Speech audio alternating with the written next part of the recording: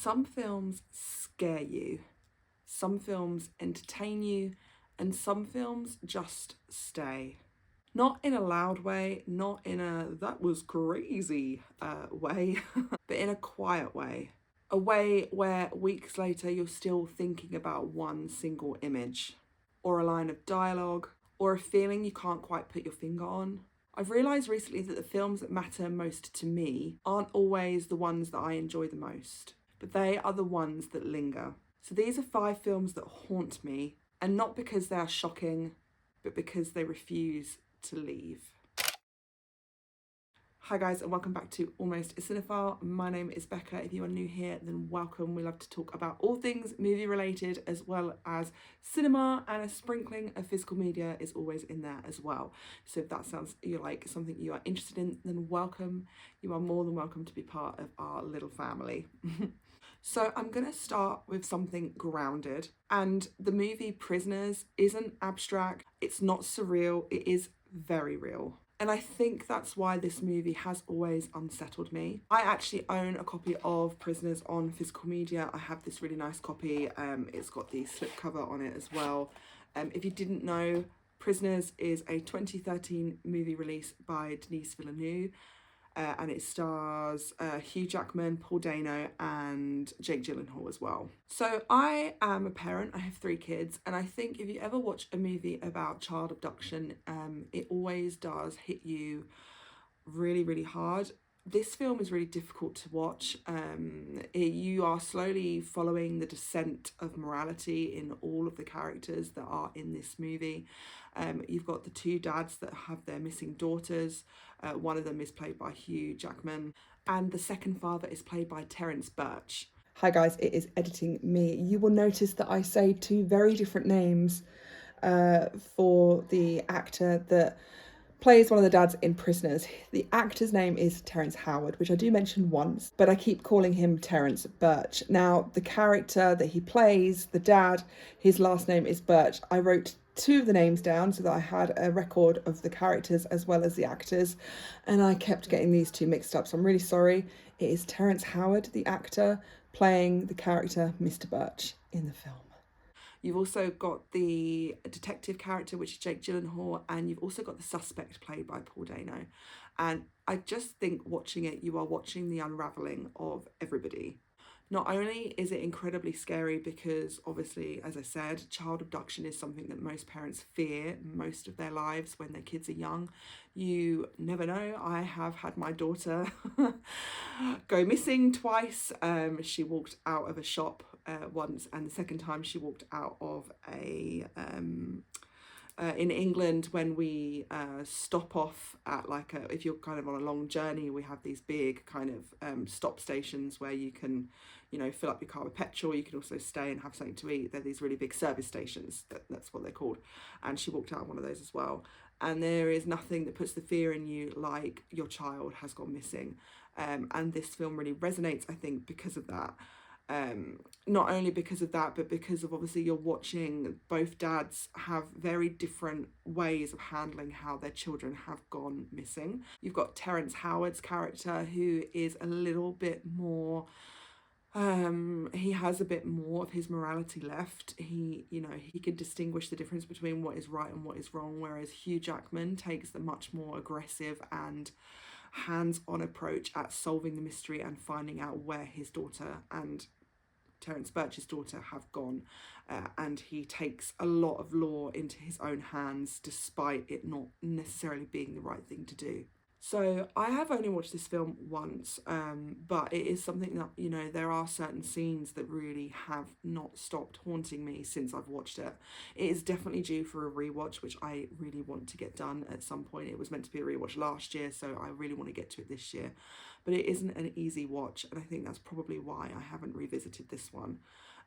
I will say that there are 2 scenes that really do stand out, particularly for me, which is the first one is when Paul Dano is pretty much beaten to a pulp, and you just see him moaning under all the prosthetics. I know it's prosthetics, but under all of the beatings and the amount of kind of torture he's been put under, by Hugh Jackman, because obviously he's so angry and he is absolutely 100% certain that it is Paul Dano's character that actually has stolen his children.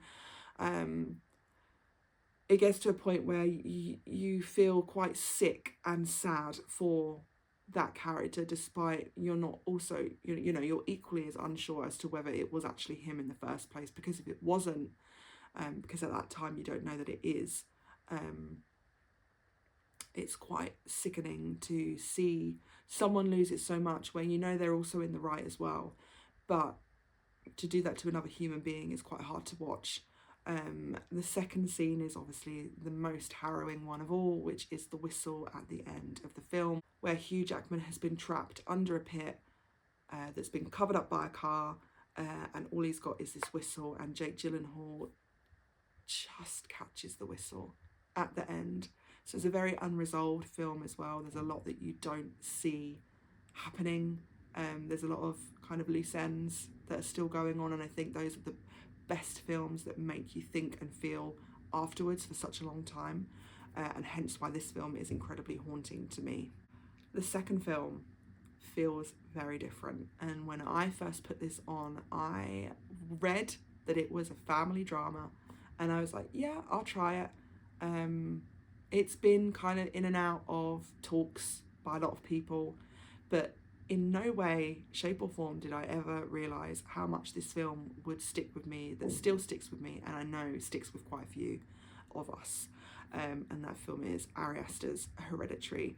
Now, this film has definitely done its rounds. A lot of people have done their reactions and, have kind of nominate this film as one of the best horrors of our generation, and I will definitely stay to say that that was an absolute whirlwind of a horror film. So this one doesn't just linger, it absolutely unsettles you to your core. And as I said, I went in this without even realising what I was watching. I know I was wrapping up my daughter's birthday presents. I was home alone. Biggest mistake ever. And I've never been more afraid of the dark after this movie came out. So this film is obviously mostly based off of grief. And it is really hard. I think if you are just taking it without all the horror elements on top, the grief is stifling. It's really tricky to sit and watch a family just break under all of kind of what's been going on for them after all of these years, with all of the different kind of deaths within the family that they have had to experience. But then you've got the horror elements as well that really kind of bump that up to just, 1,000 miles per hour you're going at. So not only is this a horror, it's obviously a tragedy as well. And I think those two things mixed together are quite a heady combination for anybody to have to sit and watch through. Obviously, you've got the infamous dinner scene where most people absolutely think that Toni Collette should have absolutely won an award for, just for her absolute unraveling on the dinner table in front of her kids. Things that you would never say to your children, or that you should never say to your children, that sometimes you have to say to your children. And the family fight scene is obviously one that's stuck with a lot of people purely for the absolute devastation that has wreaked havoc throughout all of the characters. And that Toni Collette's character is well within her rights for how she feels, but you also really do feel for Alex Wolff's character as the son, who has had to deal and come to terms with the fact that it was, partially at the point of what he thought his fault in killing his sister. Obviously, there were much more kind of disturbing events as to how that happened, and it wasn't necessarily his fault entirely. But, to come to grips with the death of somebody on your shoulders and the blood on your hands is incredibly hard to watch. Other scenes in this film that really have stuck with me and have haunted me to this absolute day is kind of almost towards the end of the film, where the horror really does ramp up. And to me, it was just the crawling on the walls, the way that Ari Aster used the darkness to really limit your own kind of senses as you were watching the film, and just seeing weird naked people in the hall, in the doorway, sorry, just standing there in darkness. That triggered something in me and made me frightened of the dark for really quite a long time afterwards. I, again, have never seen this film since, but I remember absolutely every single detail, every line and every part of this film that I don't know if I need to rewatch it sometimes. And I actually have had a death in my own family, quite a significant one, a couple of years ago now, and I'm always a little bit dubious about revisiting this movie since losing someone in my own family that was, very immediate to us. So it has been a bit of a difficult decision as to whether I want to revisit this one or not yet, but purely because it's actually terrifying as well. You've obviously got the supernatural elements that are in this, and hail payment, but I think the really haunting parts of these films and the really scary part of this film is just how grief is interpreted to different people and how we deal with grief and how hard grief is to actually work through. So the third film really unsettles me, but in quite a different way. It's very cold, it's very clinical, and completely emotionally distant, to a point where I think I remember Googling in the middle of this movie, why are the characters behaving and talking like this? In this situation, it doesn't make any sense. The Killing of a Sacred Deer is a 2017 movie release by the infamous Yorgos Lanthimos, who is one of the other directors who I'm very, very interested in, and it is all because of this movie. So the dialogue in this film is incredibly flat, and I think you really do notice it from the absolute get-go. As I said, I was kind of 10 to 15 minutes in thinking, why are the characters speaking like this? It's very strange. Like, nobody speaks to each other like this. This is not a natural way to talk to one another. And that's kind of why it worked. So this is a very disturbing movie about a family that gets involved with this kid played by Barry Keoghan. And Barry Keoghan in himself is this freaky little weird dude who eats spaghetti really oddly and gets overly involved with his family. So Martin, who is played by Barry Keoghan, has a connection to Colin Farrell's character, who plays the father of the family. You've also got Nicole Kidman in this as well, who plays the mum. And he has a connection to Colin Farrell, who is a heart surgeon, which we don't find out until a little bit later on in the film. And this film definitely explores revenge and consequences of one's actions. And I think it's the way that the characters react so numbly and coldly to what is going on that really makes it so strange to watch. So you're following this threat almost that the people in your family are going to die from a poison, or I'm not really sure if we ever work out what it truly was that was breaking down the children's immune systems.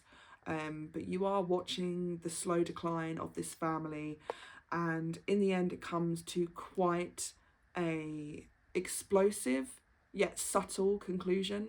And even right at the end, it's just so strangely handled, and the emotion is just completely null and void.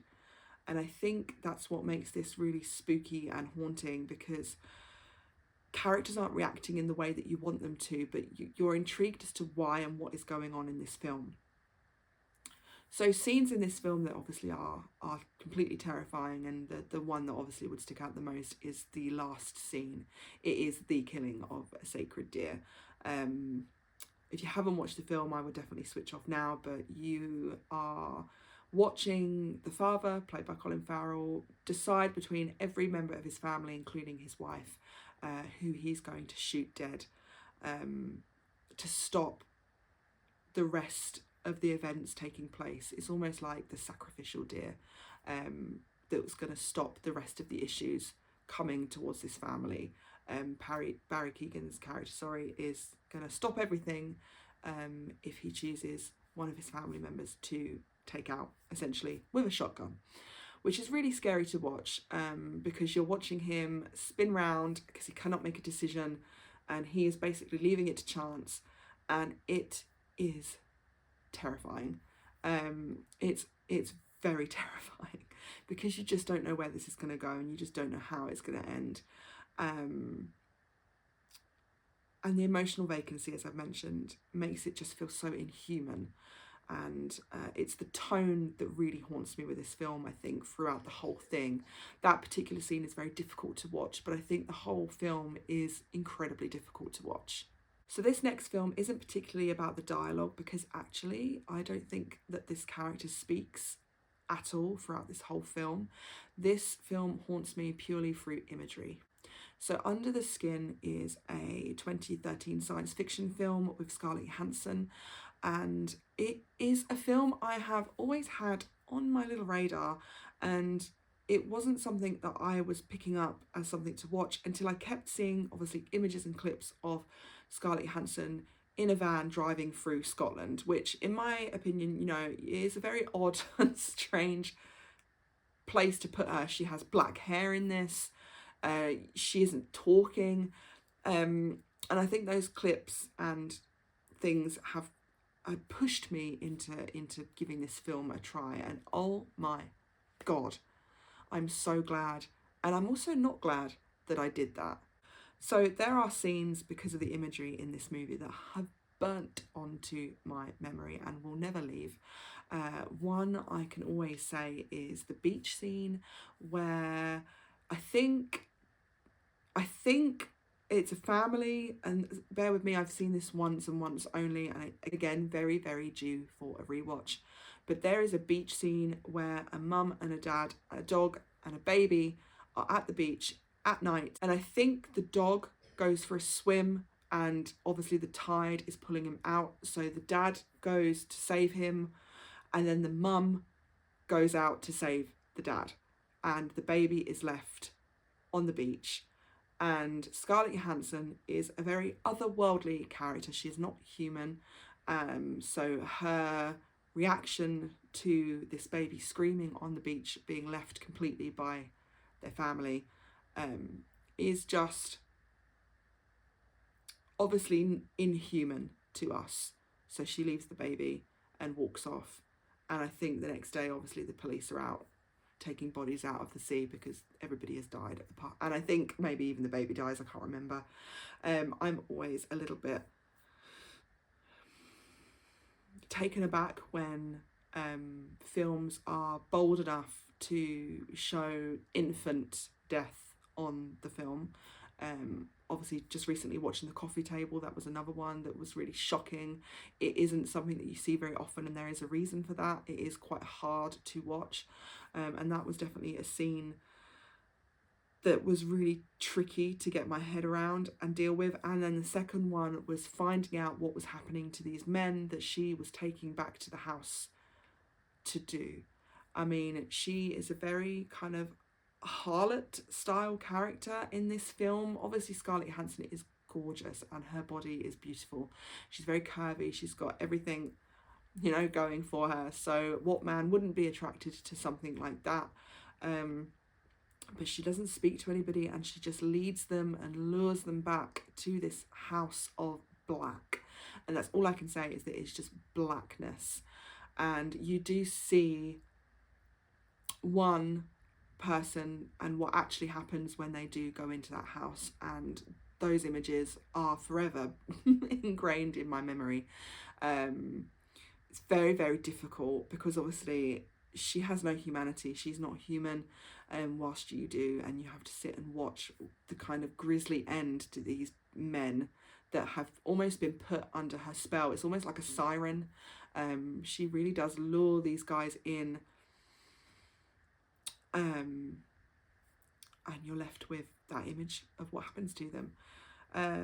It's a very interesting watch. It's definitely something I would love to own. I don't have it yet in my collection, but I really do want to own it. It is definitely an interesting film that has never ever left me, and those images will never ever leave me. And the fifth and last film is a very recent watch. It is the Lars von Trier Melancholia. I think it was a 2013 release, this film, and it is about, you know, how people deal with the end of the world, essentially. It is a kind of devastation film. It is an apocalypse movie, if you can even call it that, but in a very Art Nouveau style. It stars Kirsten Dunst, Charlotte Gainsborough, who is a very popular character that does show up in Lars von Trier's work. He definitely loves her as an actress. She is in Antichrist and Nymphomaniac Part 1 and 2 as well. So she's definitely in his films a lot. It's also got the Skarsgårds. You've got Alexander Skarsgård. You've also got Stellan Skarsgård. And you've also got Kiefer Sutherland in this as well. So a really interesting mix of people in this film. And the film is broken up into two halves. You've got two sisters, Justine and Claire, and you are watching how both of them are dealing with almost the end of the world. One is dealing with their wedding night, who, you know, slowly unravels into mental depression and is struggling. And then you've got Claire, who's trying to keep everything together and is a kind of quintessentially perfect sister with, you know, a lavish lifestyle and a child and a husband, who is unraveling because of the imminent kind of, this planet is going to crash into Earth. And just, I think the imagery, as well as the slowness and stillness of this film, is what is very, very haunting. Lars von Trier is very good at this. His score and imagery are just impeccable if you want something to really make you quite chilled without knowing what and why it is that you feel that way. So this isn't necessarily a film that haunts me through kind of fear, like Hereditary, like The Killing of a Sacred Deer, and like Prisoners. They all have kind of elements of fear, whether they're kind of fear because of something that could happen, fear because of, you know, it's a horror film, or fear because you don't know what's going to happen. This is much more of kind of the chaos and depression that comes into us as humans, and how we would deal with something as imminent as a planet crashing into ours. The end scene is strangely very, very calm.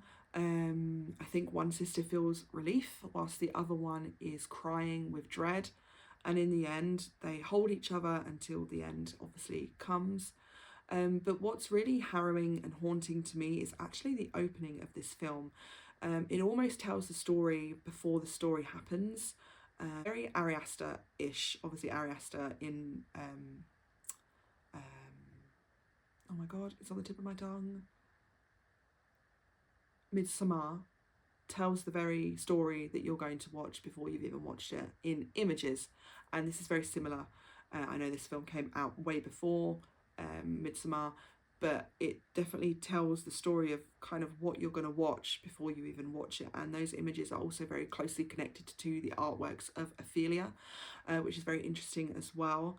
But it's just, again, it's the inhuman way that people act in this film that really unsettles. I think Lars von Trier and Yorgos Lanthimos both share that in common, that they both have very inhuman interactions on camera, and these people aren't really speaking or acting like they really should naturally, and that's kind of what stays with you in Melancholia.